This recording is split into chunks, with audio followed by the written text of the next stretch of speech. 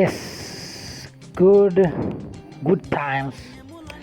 Today, I want us to talk about the Kamba people and how they addressed Dr. Kraft and Chief Kivoi was the center of the fiasco. Chief Kivoi, of course, spotted Kraft in Mombasa.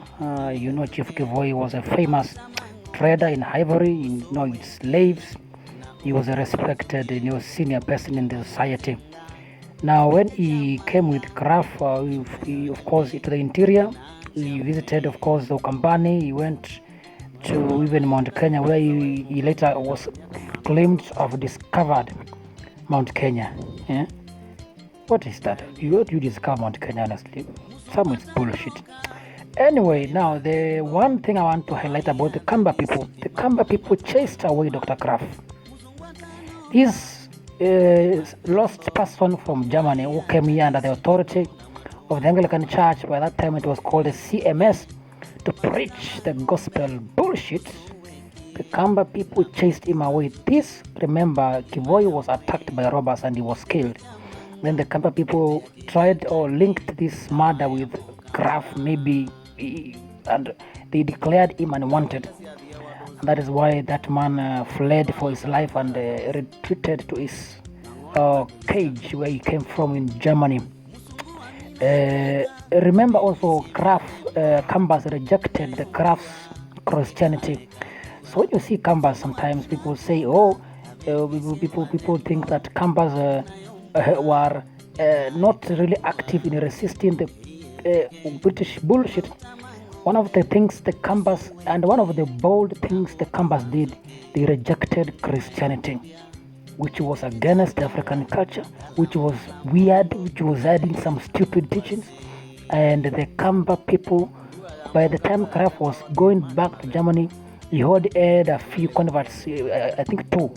And one of them was an outcast, and another one was a disabled person.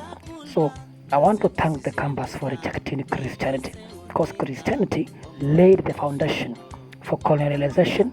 They brainwashed the Africans and prepared them to be subdued. So, in case you never knew, the Kamba people rejected Christianity. The other thing about the Kambas chasing the Mzungu, when the AIM, or what is now called the AIC, this was the charge of Moi, when they came to where I come from, in a place called Kalamba, there is this church which was very old church, where the retired President Moi used to go there and pray there. The dramatic thing with that place is that Kambas were interested and ingrained in their traditional religion. So in this, the likes of Scotland and Cameroon came there. They were asked for a place to build the kiosks, or what you could call the churches. Imagine the Kamba people gave them a rocky place, a portrait.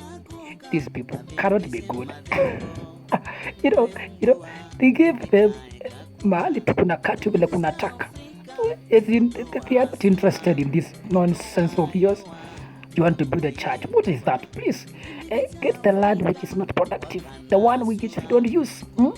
Na ujenge vitu zako huko. So I think these people are not giving a fuck on what these things these white men are teaching.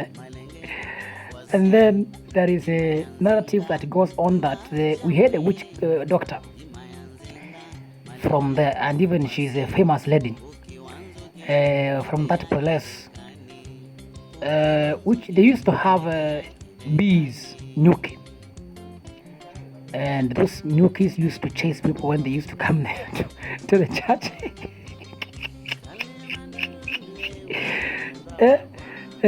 So the Kamba spirituality is dangerous, is deep, and is deeper, and is more serious than these things from the white man. Remember, even that missionary died, and he died allegedly because he was sick. However, that woman was attributed to have bewitched that man, and he died. And finally, that church was abandoned. Of course, it is now like a museum.